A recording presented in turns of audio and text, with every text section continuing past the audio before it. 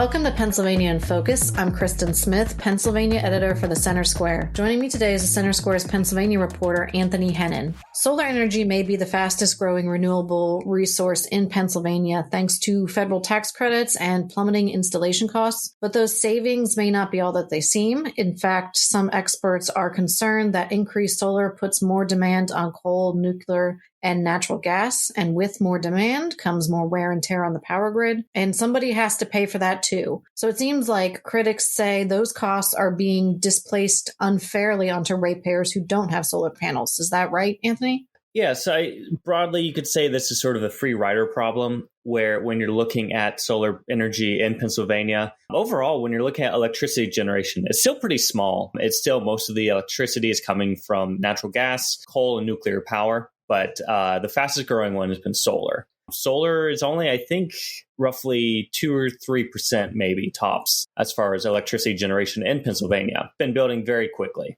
When you look over the past 10 years, last decade, we've seen an average annual growth rate of about 24% for solar. There's different subsidy programs or incentive programs to get solar to be adopted or to help defray some installation costs and things like this. The issue that we've seen is that essentially the surcharges or the payments that solar energy users have to make, they're not necessarily accounting for grid infrastructure. So because solar energy is not perfectly balanced with how much is being produced versus how much is being used at a household or a non-residential building, the excess power or lack of power, you have to send power either out or in. And so with energy produced by nuclear power, produced by natural gas, ratepayers are basically, there's surcharges to subsidize low income households who can't necessarily afford their electricity bill. But you're paying for the distribution of the electricity. You're paying all these other fees and costs and the general upkeep of the entire system. So the concern that we heard at a Senate committee on Tuesday, there was some argument about whether it was wise anymore to build out and keep these solar incentives to get people to adopt it. And the long-term effects of, as more people adopt it, that's less revenue to keep the general grid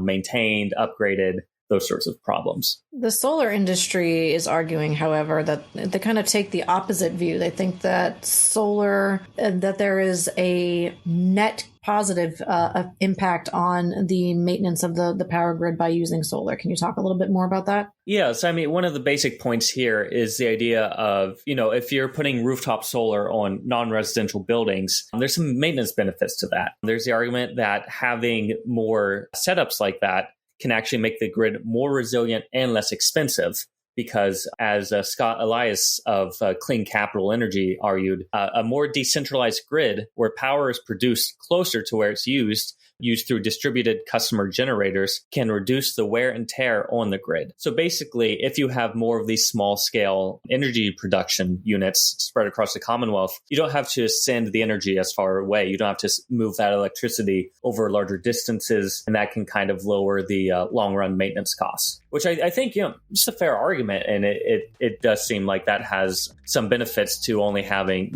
say 10 different centralized places. If you had 100, even if you're not generating as much energy from those other 90, that can defray some of these long-term costs and keep some of this equipment in a stronger working condition. Listeners can keep up with this story and more at thecentersquare.com. For Anthony Hennon, this is Kristen Smith. Please subscribe and thanks for listening.